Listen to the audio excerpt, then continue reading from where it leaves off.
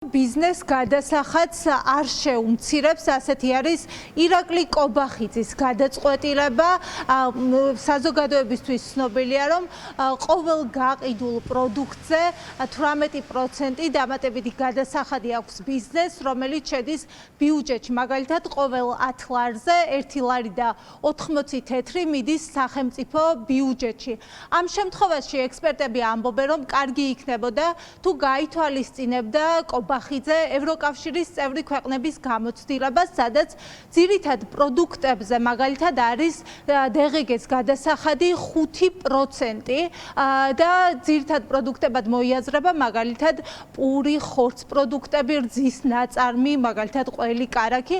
ამ შემთხვევაში თუ ამ მოცემულობას გაითვალისწინებდა, მთავარ პროდუქტებზე ფასები მყისიერად დაიწევდა და შესაძლებელი იქნებოდა DGG-ს გადასახადის გადათამაშება თუ რიგ პროდუქტებზე დაიწევდა.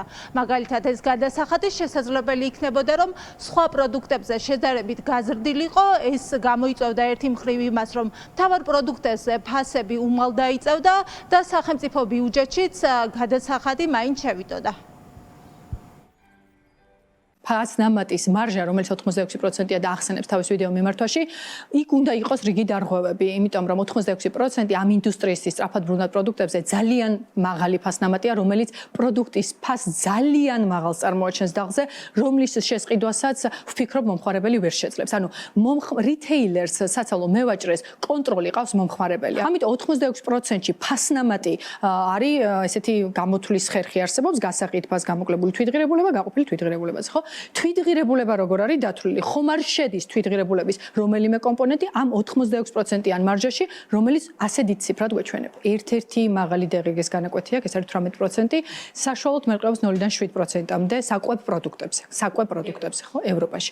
რატო გამოყოფ საკვებ პროდუქტებს? ნახეთ, საკვებ პროდუქტებზე დაბალი დიფერენცირებული DGG-ა, ვინაიდან ის საარსებო წყაროს წარმოადგენს ადამიანებისთვის და დაკომპენსირება ჩვენ გვესმის, რომ სახელმწიფოს ჭირდება ბიუჯეტი, რომ მოხმარდეს თუნდაც ჯანდაცვას, თუნდაც საზოგადოებრივ ტრანსპორტს, სკოლებს და ასე შემდეგ. რომ მოხდეს კომპენსირება პირობითად თუ საკვებ პროდუქტებზე, გარკვეულ საკვებ პროდუქტებზე დაიკლებს DGG-ს განაკვეთი და იტყვის სახელმწიფო, რომ ჩვენ ზრუნავთ ჩვენს მოქალაქეებზე, აბატონო, დავაკელით კარაქზე პირობითად და 3%-ს ავიღებთ.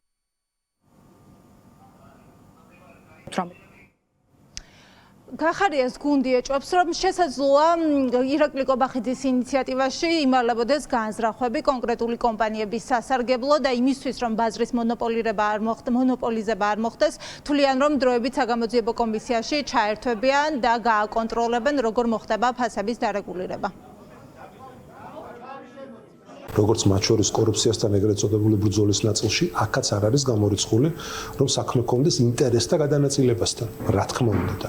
და ხა ეს შემთხვევა, როდესაც ერთის მხრივ ჩვენ ყველას გვაქვს აზრუნავი იმისთვის, რომ ფასები შემცირდეს ამ ქვეყანაში, მაგრამ მეორეს მხრივ ეს უნდა მოხდეს სამართლიანად და ამას თავისუფალი ბიზნესი არ უნდა შეეწიროს ცხადია. ამიტომ ეს ბევრად კომპლექსური, ძალიან რთული, სენსიტიური საკითხია და ეს არ იქნება და ვერ იქნება მხოლოდ და მხოლოდ ოცნების პროპაგანდის ნაწილი და სწორედ ამიტომ უნდა ვიყოთ ჩვენ ამ კომისიის ნაწილი. რომ ოცნებას არ მოცეთ საშუალება მისთვის სასურველი მიმართულებით და პროპაგანდისტულად წაიყვანოს ეს საქმე.